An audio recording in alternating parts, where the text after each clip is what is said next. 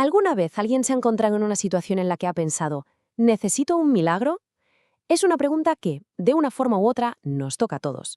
Pues bien, en este análisis vamos a desmenuzar la fórmula que enseña la Iglesia Cristiana Jezreel y su líder, Fernando Sánchez, para intentar responder justo a esa pregunta.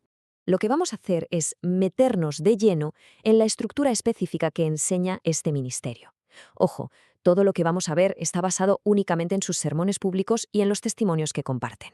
Es, por así decirlo, su manual para pescar milagros. Bien, pues vamos a empezar por la base de todo. Y la base es esta frase del pastor Sánchez. La idea que plantea es que esto del milagro no es algo para unos pocos afortunados, no. Él lo presenta como una necesidad universal, algo fundamental para cada persona, incluso para quien no se lo plantee. Entonces, ¿cuál es el punto de partida? El problema. Bueno, pues el ministerio lo define con una metáfora muy visual, muy potente, la de unos pescadores que vuelven a la orilla con las redes vacías. Después de toda una noche de trabajo, no han conseguido nada. Es la imagen del esfuerzo que no da fruto. Claro, esa red vacía no es solo una idea, se traduce en problemas muy reales. Por ejemplo, en los testimonios que comparten hablan de crisis de salud muy serias. Uno de los casos es el de una joven con enfermedad de Crohn, una dolencia que sus médicos consideraban incurable. Y no se queda solo en la salud.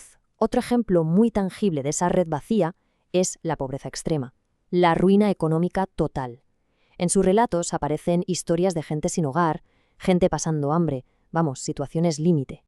Y también se tocan luchas que son profundamente personales, como puede ser la infertilidad. De hecho, uno de los testimonios habla de una espera de 11 años para tener un hijo. Es otro tipo de red vacía, otra forma en la que se puede manifestar ese sentimiento de vacío. Vale, ya hemos visto el problema, la red vacía. Entonces, ¿cuál es la solución que se propone? Vamos a ver ahora el pilar sobre el que se construye todo su enfoque sobre los milagros.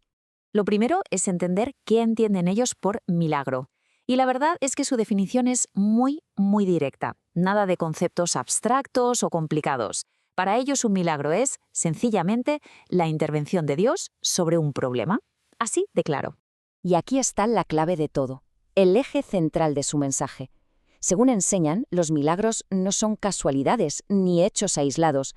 Tienen un origen, una única fuente. Y esa fuente, según su doctrina, es Jesús. Para explicar todo el proceso, para darle una estructura, se basan en una historia muy concreta de la Biblia, la de la pesca milagrosa que se narra en el Evangelio de Lucas. Este relato es básicamente su mapa, su guía paso a paso.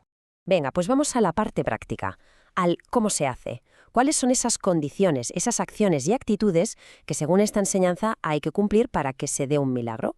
Pues el proceso lo dividen en 4 pasos, todos conectados con esa historia de la pesca. El primero es dejar que Jesús entre en tu barca, que vendría a ser tu vida. El segundo, ir un poco más allá. No basta con que entre, hay que hacerle el capitán, cederle el control. El tercer paso, lógicamente, es tener una actitud de obediencia. Y el cuarto y último es la acción, lanzar la red, que significa actuar con fe. Esta frase de Pedro, el pescador, lo resume todo. Pensemos un poco. Él era el experto, había estado toda la noche intentándolo y sabía que a esa hora no se pescaba nada. Su lógica le decía que no tenía sentido, pero su respuesta, en tu palabra echaré la red, se presenta como ese punto de inflexión donde la fe se impone a la lógica. Y esa, dicen, es la actitud que lo cambia todo. Vale, esta es la teoría, la fórmula. Pero ¿y los resultados? ¿Qué pasa cuando se aplica? Bueno, pues el ministerio presenta varios testimonios como la prueba de que este marco, según ellos, funciona en la vida real. Por ejemplo, el caso de Carolina Valencia, una chica de 24 años. Le habían diagnosticado la enfermedad de Crohn, calificada como incurable, y se enfrentaba a una cirugía muy importante. Según su testimonio, después de la oración, experimentó una sanación completa. No necesitó la operación y su vida, dice, cambió por completo. O la historia de María Cardona. Su situación era de estar en la calle, sin nada, y con un problema físico, una hinchazón muy dolorosa en los pies. Ella cuenta que, de repente, sintió como si le quitaran un peso de encima. La hinchazón desapareció y en ese momento recibió dinero para poder pagarse un sitio donde vivir. Un cambio que ella describe como inmediato. Luego tenemos el testimonio de Clara Inés Gálvez. Era madre soltera, dependía económicamente de otros y no tenía casa. Ella relata que decidió hacer algo llamado diezmar, que en su enseñanza es dar el 10% de los ingresos a la iglesia y, según cuenta, recibió una casa ese mismo día. Un resultado que ella conecta directamente con ese acto. Y volviendo a uno de los problemas que mencionamos al principio, el de la infertilidad, hay otro testimonio de una mujer que después de 11 largos años de espera y ya con 42 años, tuvo un hijo, un momento en el que, según sus propias palabras, ya casi había perdido toda esperanza. Bien, pero recibir el milagro no es el final del camino.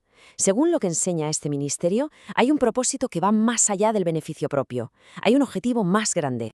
La idea que transmiten es que esa bendición, ese milagro, tiene que desbordarse. Piensen de nuevo en la historia de la pesca. Fue tan grande que tuvieron que llamar a otra barca para que les ayudara.